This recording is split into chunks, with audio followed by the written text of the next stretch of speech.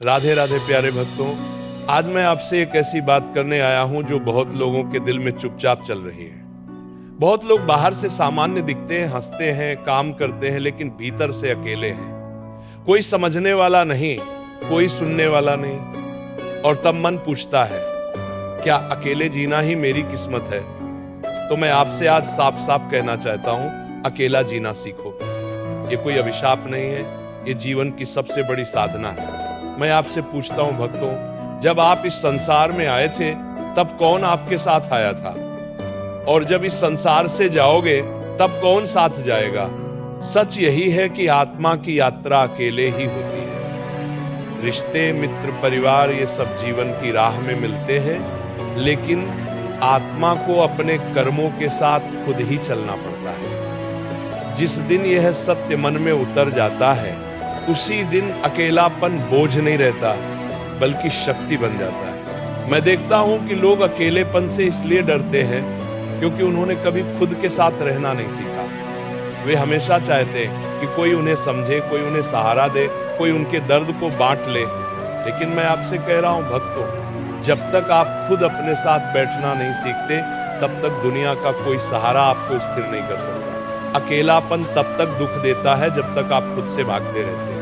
जीवन में एक समय ऐसा आता ही है जब लोग साथ छोड़ देते हैं, कोई मजबूरी से, कोई स्वार्थ से, कोई गलतफहमी से। उस समय मन टूटता है और हम कहते हैं अब मैं क्या करूं? मैं आपसे कह रहा हूं, उसी समय प्रभु आपको एक गहरी शिक्षा देने आते हैं। अब तुम दूसरों पर नहीं, खुद पर भरोसा करना सीखो। जो हर समय भीड़ में खुश रहता है वह मजबूत नहीं होता।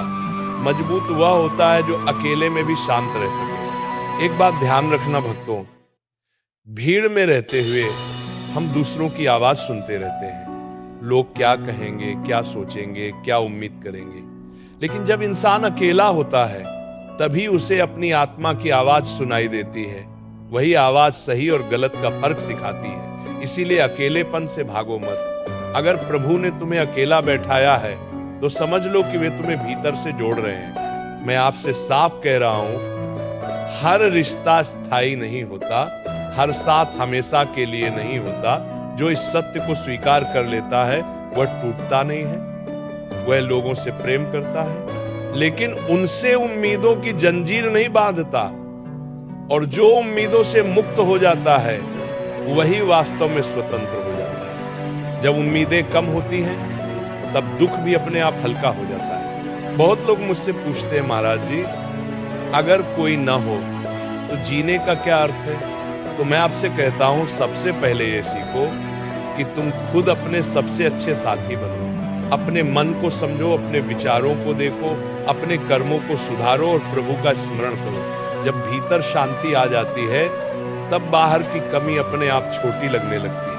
अकेलापन और एकांत में फर्क समझना बहुत जरूरी है। अकेलापन वह है जहां मन दुखी होता है और एकांत वह है जहां आत्मा शांत होती है। जब तुम अकेले बैठकर प्रभु का नाम लेते हो, अपने जीवन पर विचार करते हो, तब वो अकेलापन नहीं, साधना बन जाता है। वही साधना मनुष्य को भीतर से ऊंचा उठाती है। संतों ने भी अपने जीवन की सबसे बड़ी सच्चाइयां एकांत में ही पाई।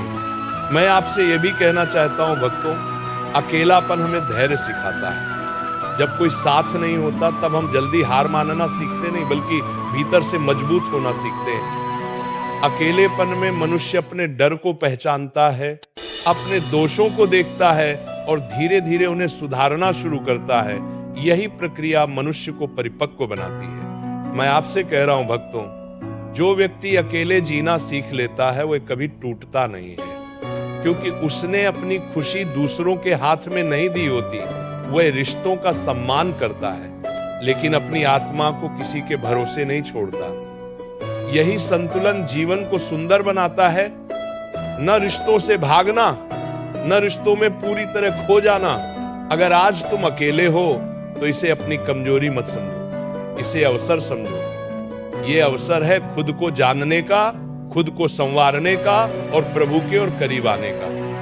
कई बार प्रभु हमें लोगों से दूर इसलिए करते हैं ताकि हम गलत संगत से बच सकें, ताकि हमारा अहंकार टूट सके और ताकि हम भीतर से शुद्ध हो सके। जीवन में ऐसा भी समय आता है जब लोग बिना वजह दूर हो जाते हैं, तब मन बार बार सवाल करता है मेरी गलती क्या थी। मैं आपसे कह रहा हूं, हर दूरी आपकी गलती नहीं होती। कुछ दूरियां प्रभु की योजना होती हैं। वे तुम्हें अकेला करके तुम्हें मजबूत बनाना चाहते हैं। जिस दिन ये बात समझ में आ जाती है, उस दिन शिकायत अपने आप खत्म हो जाती है। अगर आज तुम चुप हो गए हो तो इसका अर्थ ये नहीं कि तुम हार गए हो। कभी कभी चुप्पी भी शक्ति होती है। अकेले बैठकर अपने भीतर झांकना, अपने विचारों को समझना, अपने डर को पहचानना, यह सब आत्मबल बढ़ाता है। जो व्यक्ति अकेले बैठ सकता है वही जीवन के शोर में भी स्थिर रह सकता है।